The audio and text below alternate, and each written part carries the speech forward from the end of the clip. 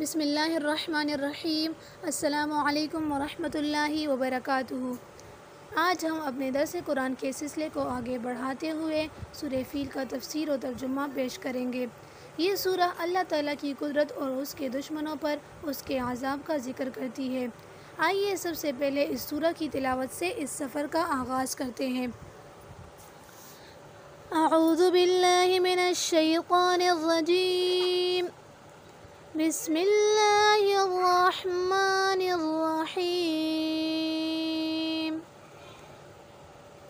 أَلَمْ تَرَ كَيْفَ فَعَلَ رَبُّكَ بِأَصْحَابِ الْفِيلِ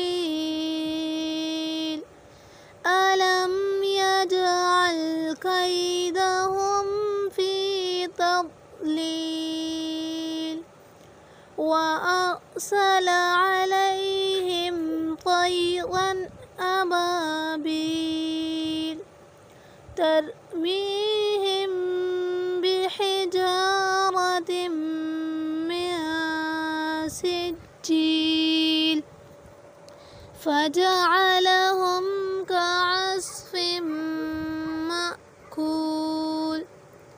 آئیے اب ہم اس کا ترجمہ پیش کریں گے۔ أَلَمْ تَرَ كَيْفَ فَعَلَ رَبُّكَ بِأَصْحَابِ الْفِيلِ۔ اے نبی صلی اللہ علیہ وآلہ آلہ وصحبہ وسلم، کیا آپ نے نہیں دیکھا کہ آپ کے رب نے ہاتھی والوں کے ساتھ کیا سلوک کیا؟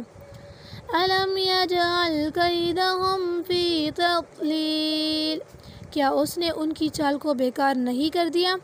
وَأَرْسَلَ عَلَيْهِمْ طَيْرًا أَبَابِيلَ، اور اس نے ان پر جھنڈ کے جھنڈ پرندے بھیجے۔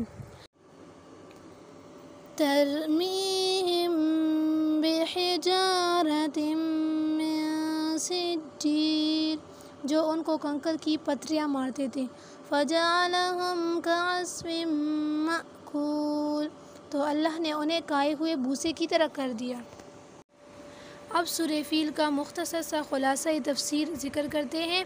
اس صورت میں جیسے اصحاب فیل کے واقعے کا مختصر بیان ہے کہ انہوں نے بیت اللہ کو مسمار کرنے کے قصد سے ہاتھیوں کی فوج لے کر مکہ مکرمہ پر چڑھائی کی تھی، اللہ تعالیٰ نے معمولی پرندوں کے ذریعے ان کی فوج کو عذاب آسمانی نازل فرما کر نیست و نابود کر کے ان کے عزائم کو خاک میں ملا دیا۔ آخر میں اللہ سے دعا ہے کہ وہ ہم سب کو اپنی حفاظت میں رکھیں اور اس سورہ کی تعلیمات کو سمجھ کر اپنی زندگی میں نافذ کرنے کی توفیق عطا فرمائے۔ آمین۔ وما علینا الا البلاغ۔ السلام علیکم ورحمۃ اللہ وبرکاتہ۔